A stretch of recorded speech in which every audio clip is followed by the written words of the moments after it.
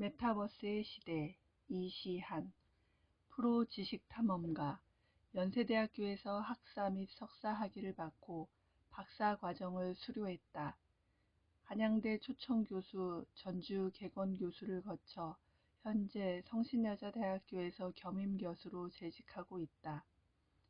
서울대, 연세대, 고려대를 비롯한 전국 각지의 대학교 100여 곳에서 강의를 했으며 한화, STX, 농어촌공사, 현대경제연구원 등 30여 개 기업에서 특강을 했다. SH미래연구소 대표로서 조선일보, 동아일보, 머니투데이, 매일경제 등의 비즈니스 칼럼을 연재했다. 이후 네이버 비즈니스의 전문 칼럼니스트로 활약하는 한편 국내 비즈니스계의 탑티어들과 만나 그들의 경험과 통찰을 전달하는 이시안의 점심 약속을 진행했다. 재미와 깊이를 놓치지 않는 탁월한 전달력과 핵심을 꿰뚫는 분석력으로 새로운 비즈니스 지식 큐레이터로 주목받고 있다.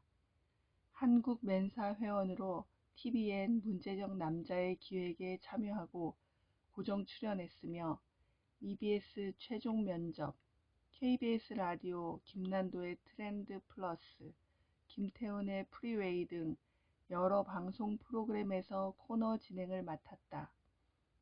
종합 베스트셀러 순위를 바꿔놓은 TVN 책 읽어드립니다의 도서 선정위원이었으며 현재 교보문고 큐레이션 서비스인 북모닝 CEO의 도서 선정위원이다. 유튜브 시안책방과 경제유치원을 운영하고 있다. 지식 편의점 시리즈 유튜브 지금 시작하시나요? 뇌라도 섹시하게 왜 70여 권의 책을 썼다. 프롤로그를 읽어드리겠습니다. 메타버스 세상으로 들어가기 전에 네이버 비즈니스에서 이시안의 점심 약속 라이브 방송을 1년여 진행하면서 각 비즈니스 분야의 최고 전문가들을 매주 한 분씩 만났습니다. 전문가들의 놀라운 통찰력에 탐복하며 최신 정보를 얻고 메타버스라는 키워드가 현 시점에 세상의 거의 모든 이슈와 관계되어 있다는 것을 확인한 귀한 시간이었습니다. 메타버스라는 개념은 영화 레디 플레이어 원을 통해 최근 많이 알려졌지만 일반 대중에게는 다소 생소한 단어일 수 있습니다. 그러나 비즈니스 업계에서는 메타버스라는 키워드가 일부 마니아들 사이에서 거론될 때부터 메타버스의 무한한 가능성을 예측하고 미래를 보았습니다. 저 역시 메타버스에 관심을 갖고 여러 자료를 찾아보면서 메타버스가 스마트폰 이후 최고의 혁명이 되리라는 것을 확인할 수 있었습니다. 메타버스는 혁명입니다. 산업혁명 이후 우리에게 혁명적 변화라고 할 만한 두 사건이 있었는데요. 하나는 인터넷 혁명입니다. 그 전부터 컴퓨터는 보급되었지만 주로 게임이나 문서 작성 용도로 활용되어 그 쓰임이 제한적이었습니다. 그러던 중 월드와이드 웹이 나오면서 비즈니스와 삶의 패러다임이 인터넷 기반으로 바뀌었습니다. 또 하나의 혁명은 스마트폰입니다. 스마트폰이 처음 나올 때만 해도 게임할 수 있는 전화기 정도의 이미지였는데 불과 10여 년 만에 인류의 삶을 바꾸어 놓았어요. 두 가지 혁명의 공통점은 기술 발전이나 시대 변화만이 아닙니다. 이 두 가지 혁명의 근원에는 인류의 연결 방식이 극적으로 바뀌었다는 본질적인 변화가 숨어 있습니다. 그런 의미에서 다음 혁명은 단연 메타버스입니다. 메타버스는 우리의 삶과 생활 방식을 전면적 획기적으로 바꿀 것입니다. 메타버스는 새로운 기술이 아니에요. 온라인에서 또 다른 삶을 산다는 콘셉트의 세컨드 라이프라는 플랫폼도 있었고, 증강현실과 가상현실 같은 기술도 있었고, 전 세계 사용자들을 잇는 SNS도 있었죠. 그런데 이 모든 것을 합했더니 폭발적인 것이 되었습니다. 마치 아이폰의 탄생 같습니다. 스티브 잡스는 아이폰을 가리켜 획기적인 기술 혁명이라고 표현하지 않고 전화를 재발명한다라고 정의했습니다. 아이폰을 세상에 처음 선보이던 기념비적 발표에서도 잡스는 아이폰을 전화기 플러스 아이팟 플러스 인터넷 장치의 결합이라는 그림으로 소개했었어요. 이미 있던 기술의 새로운 결합으로 폭발적인 시너지를 낸 스마트폰은 지난 10여 년간 인간의 생활 방식을 극적으로 바꾸었을 뿐만 아니라 지난 10여 년간 성공한 모든 비즈니스의 근간이 되었습니다. 그렇다고 해서 스마트폰이 처음 나온 이후로 혁신을 거듭해서 전과 다른 새로운 기기로 진화한 것도 아니에요.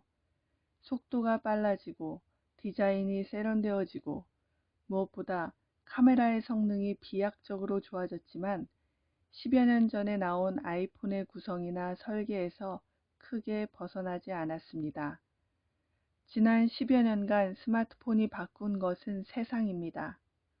그러니까 스마트폰이라는 기술은 사람을 연결하는 방식을 바꿈으로써 인간의 살아가는 방식을 재구조화했습니다.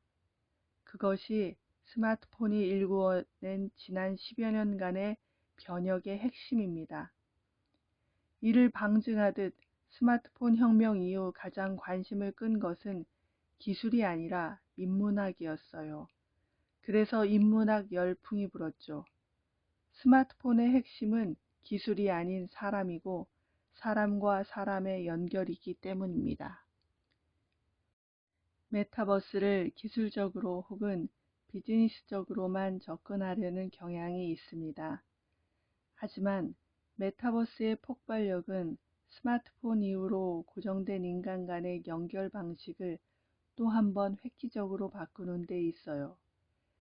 스마트폰이 언제 어디서나 타인과 연결되는 세상을 만들었다면 메타버스는 언제 어디서나 타인의 정신과 연결되는 세상을 만들었습니다. 물리적 한계를 벗어난 만남은 더 다양하고 이색적인 만남을 주선합니다.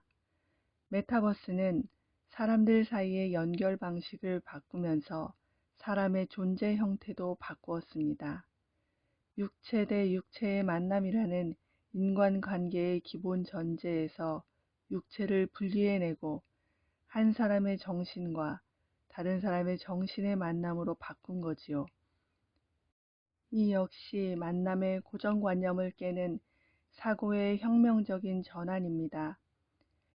이러한 이유로 메타버스의 폭발력을 제대로 예측하려면 비즈니스 마인드, 기술 지식에 더해 인문학적인 시각까지 갖추어야 합니다. 메타버스를 기술적으로만 접근하면 게임과 다른 점이나 VR이 변화할 요건 정도밖에 이야기할 게 없어요. 메타버스를 비즈니스로만 보면 대체 불가능 토큰에 대한 이해나 어떤 아이템이 돈이 될 것인가 정도를 이야기할 수 있지요. 하지만 메타버스를 인문학적인 시각으로 본다면 메타버스가 사람들 사이의 연결 방식, 소통 방식을 어떻게 바꿀 것인가를 이야기할 수 있습니다. 거기에서 비로소 거시적이고 근본적인 기술과 돈의 흐름이 보일 것입니다. 일례로 카카오가 돈 한 푼 안 받고 카카오톡을 서비스할 때만 해도 저 기업은 돈을 어디서 벌려고 저러나 많은 분들이 걱정하셨는데 지금 카카오는 소통과 연결의 매개체이자 글로벌 기업이 되었습니다. 메타버스를 인문학적인 시선으로 바라보면 메타버스가 바꾸어 놓은 연결 방식이 인간에게 어떤 의미가 있고 인간의 존재 양태를 어떻게 변화시킬지를 생각하게 됩니다. 그리고 이런 생각을 바탕으로 메타버스 시대에 개인은 어떻게 적응할 것이고, 메타버스를 어떻게 이용할 것이며, 끝내 그 안에서 어떻게 성공할 것인가를 생각하게 되죠. 그렇게 하나의 프로토콜이 그려집니다. 메타버스를 비즈니스에 활용하려는 분들도 마찬가지입니다. 메타버스가 인간에게 어떤 의미고 어떻게 활용될지를 생각해야 메타버스 안에서 인간의 니즈를 파악하고 비즈니스 구조도 설계할 수 있습니다. 온라인 고객은 오프라인 고객과 행동 패턴과 구매 포인트가 다릅니다. 외부로 들어온 고객과 앱으로 들어온 고객도 다르죠. 그런데 메타버스로 들어온 고객이라면 흡사 외계인으로 보고 분석하는 게 유용할지도 모릅니다. 외계인들에게 물건을 팔 때는 외계인의 돈을 환전할 수 있을지를 먼저 걱정하는 게 아니잖아요. 외계인은 어떤 생물체인지 고민하고 그들의 니즈를 파악해야 그에 맞춰서 비즈니스를 전개할 수 있겠지요. 그래서 메타버스 이코노미에서 선도적인 역할을 하고 있는 기업들은 일찌감치 메타버스 안의 인간, 메타버스 시대를 살아가는 인간은 어떤 존재인지에 관심을 두었습니다. 아직 이런 더 깊은 차원의 관심이 없었던 분이라면 이 책을 통해서 메타버스 시대를 살아가는 자신에 관해 먼저 통찰해 보시기 바랍니다. 메타버스란 어떤 인간이 살아가는 세상인지, 그런 세상에서 살아남으려면 어떤 것들을 준비해야 하는지를 그려보시는 계기가 될 것입니다. 이 책의 구성은 다음과 같습니다. 1강에서는 메타버스란 과연 무엇인지 그 개념을 살펴볼 겁니다. 2강에서는 메타버스를 구성하는 차별화된 특징을 7가지 트렌드 키워드로 정리합니다. 3강과 4강에서는 메타버스를 비즈니스에서 이용한 사례를 분류하고 정리하면서 메타버스가 비즈니스에 어떻게 적용될 것인지를 예측합니다. 5강에는 메타버스 비즈니스를 전개해야 하는 기업으로서 메타버스가 지닌 무한한 가능성을 어떻게 경제적 가치로 환원할 수 있을지를 담았습니다. 6강은 이런 메타버스 시대를 사는 우리에 관한 이야기입니다. 메타버스 시대에 개인들은 어떻게 적응하고 성공할 것인가를 고민해 보았습니다. 책을 쓰기 위해 메타버스라는 키워드에 빠져 있었더니 정말 메타버스 세상으로 혼자 로그인한 느낌입니다. 조금 더 세밀하게 말하자면 메타버스가 만들어낼 미래의 세상으로 타임머신을 타고 간 느낌입니다. 어디를 봐도 메타버스가 보이고 어떤 것을 해도 메타버스의 적용 형태가 예상됩니다. 눈앞에 메타버스 필터를 씌운 증강현실 고글을 끼고 있는 것 같아요. 기회는 변곡점에 있다고 하지요. 거대한 트렌드가 산업의 방향을 바꿀 때 기회 역시 눈앞에 나타납니다. 많은 사람이 메타버스에서 변화의 기운을 느끼기 때문에 지금 관심이 엄청납니다. 하지만 초창기라는 것은 앞으로 어떻게 될지 모른다는 예측의 어려움을 함의합니다. 그래서 기회가 앞에 있을 때 그것을 알아채고 선뜻 잡는 사람은 관심만 갖는 사람의 수만큼은 되지 않죠. 지난 10여 년의 기술과 세상의 발전 속도, 그에 따른 비즈니스의 진화와 순식간에 쏠리는 부의 흐름을 보면 초창기에 찾아오는 기회에 관심을 가질 유의는 충분합니다. 스마트폰이 나온 지 10여 년밖에 안 되었지만 스마트폰을 신체 일부처럼 사용하는 사람들을 지칭하는 포노사피엔스라는 용어가 나올 정도입니다. 포노사피엔스는 스마트폰 네이티브인 셈인데요. 메타버스 역시 본격화되기 시작하면 금세 메타버스 네이티브들이 나와 메타버스 세상을 점령할 수 있습니다. 아직 메타버스 초창기인 만큼 의식적으로 노력하고 시도한다면 누구나 메타버스 네이티브가 될 수 있습니다.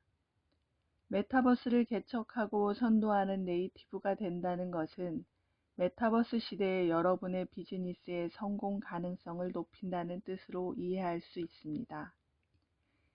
이 책을 통해 메타버스를 이해하고 메타버스 비즈니스를 예측하며 메타버스 시대에 잘 살아남는 방법을 습득하고 한 걸음 나아가 메타버스 네이티브가 되는 방법을 익히면서 메타버스 시대에 우리 눈앞에 펼쳐진 한계 없는 기회를 활용할 수 있기를 바라는 마음입니다. 에필로그를 읽어드리겠습니다. 메타버스 시장으로 나아가기 전에 닐 스티븐슨의 SF 소설 스노우 크래시는 메타버스와 아바타가 처음 등장한 선구적인 소설입니다. 유수의 언론에서 비중 있게 다루었고 여러 매체에서도 언급되었지만 읽어본 사람은 정말 드문 소설입니다. 막상 읽어보면 그 예지력에 감탄하지 않을 수 없는데요. 무려 30여 년 전에 쓰인 이 소설에 지금의 메타버스가 예견되어 있기 때문입니다. 그 중에 한 대목을 소개할게요. 이 대목을 읽고 작가가 타임머신을 타고 미래에 와서 로블록스를 보고 간 것이 아닌지 의심이 들 정도였습니다. 그 시절부터 사용자가 편리하게 쓸 수 있는 프로그램 도구들이 개발되기 시작했다. 지금은 책상 앞에 앉아 메타버스 안에 미리 프로그램이 되어 있는 블록 장난감처럼 생긴 구성 단위를 연결해주는 것만으로도 프로그래밍 할 수 있다. 메타버스는 예견할 수 있으면서도 도무지 예측할 수 없는 미래입니다.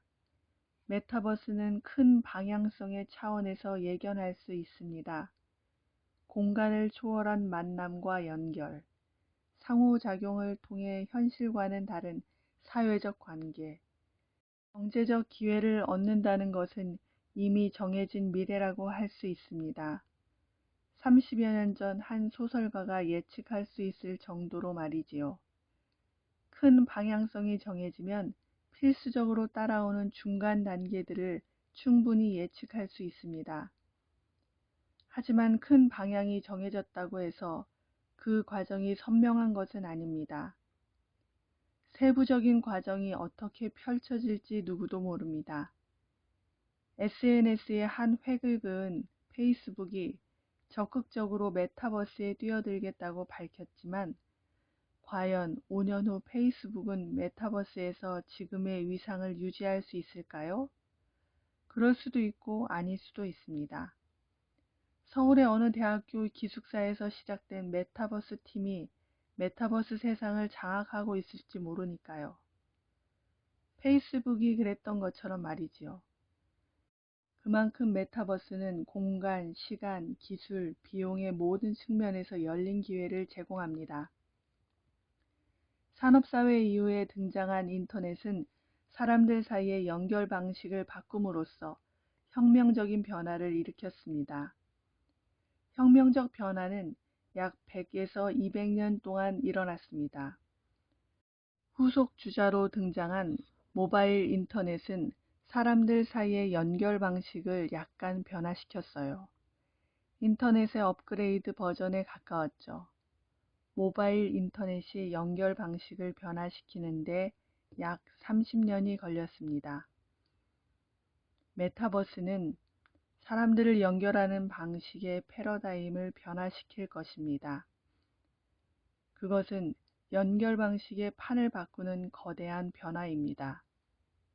변화는 상당히 단기간에 급격하게 이루어질 것입니다.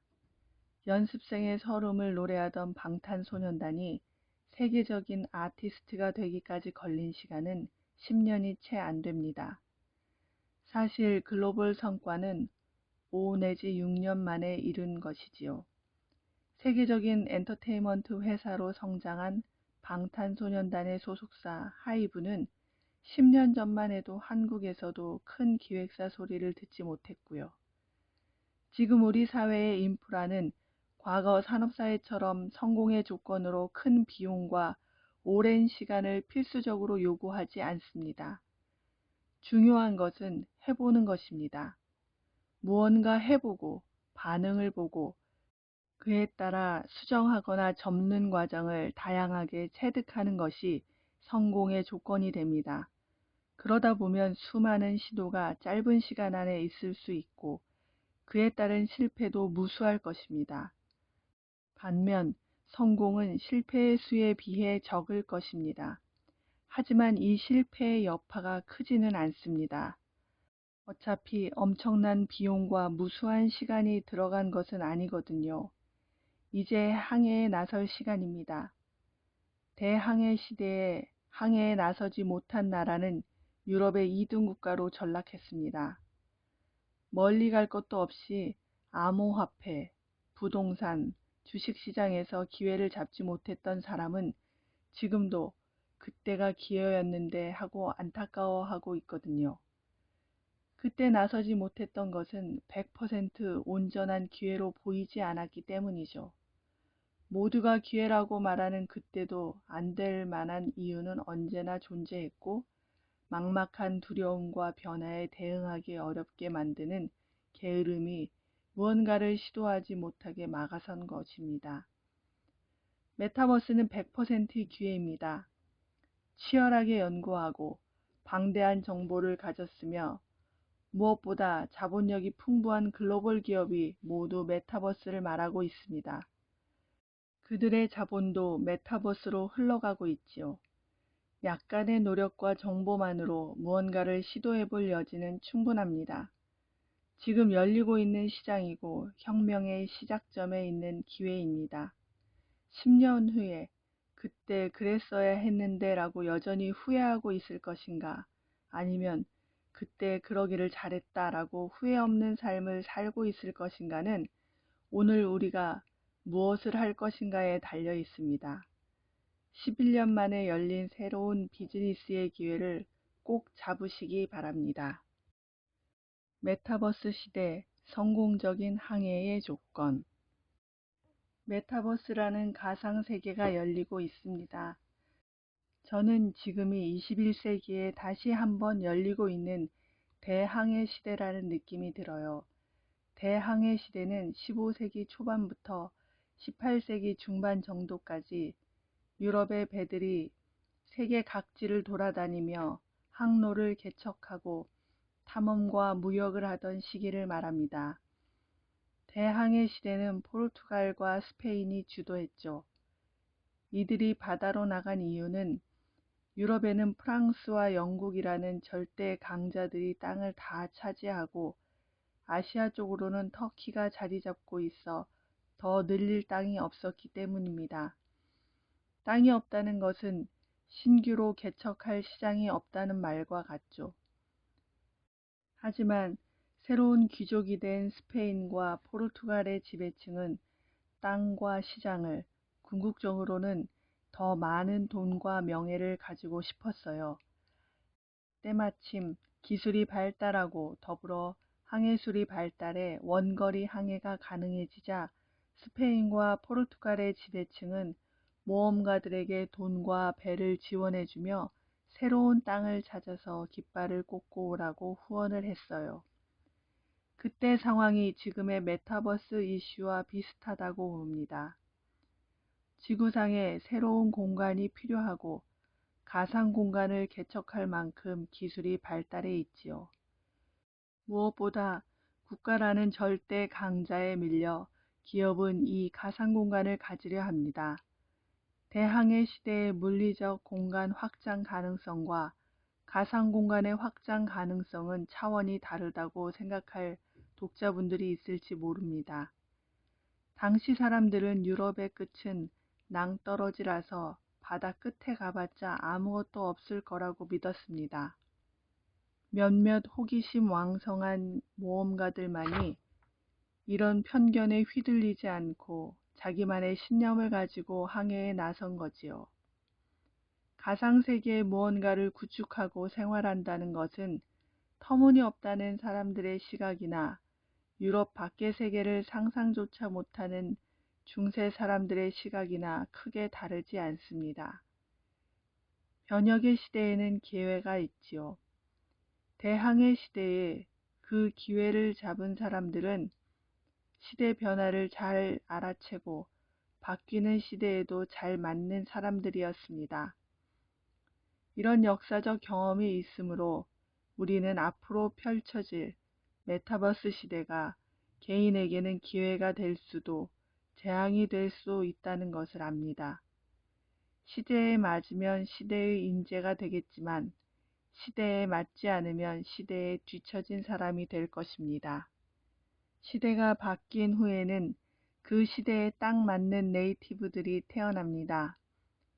메타버스 네이티브들은 메타버스라는 초월 공간이 현실보다 더 현실처럼 느껴지고 메타버스 속 경험에서 실제 경험 못지않게 만족감을 얻는 사람들입니다. 메타버스 안에서의 행동 패턴이나 사고방식이 익숙한 사람들입니다. 메타버스의 시대는 이제 조금씩 시작되고 있습니다. 이렇게 시대가 바뀌고 있는 전환기에 네이티브들은 태어난다기보다는 전환되는 사람들이죠. 따라서 지금의 메타버스 네이티브들은 의지와 노력으로 만들어질 수 있습니다. 의지와 노력은 긍정적인 천성을 보완하고 부정적인 천성을 극복하게도 합니다. 문제는 그 의지와 노력을 어떤 방향으로 가다듬어야 효율적으로 메타버스 네이티브가 될 수 있을까 하는 점입니다. 이 메타버스의 시대에 어떤 사람이 새로운 부와 기회를 잡아 성공할 것이며 어떻게 해야 메타버스 시대의 리더로 앞서 나갈 수 있을지, 그러니까 개인들의 입장에서 메타버스 시대를 어떻게 준비해야 좋을지를 살펴보겠습니다. 이제부터는 저의 경험을 말씀드리겠습니다. 저는 중년의 나이에 최근 메타버스 안에서 시 낭독회를 했습니다. 처음 경험하는 세계라 어색했습니다. 그래서 좀 더 알아보고자 이 책을 읽게 되었습니다. 여러분도 메타버스의 시대가 도래한다고 하는데 어떤 세계인지 미리 알아두면 좋을 것 같아 소개드립니다.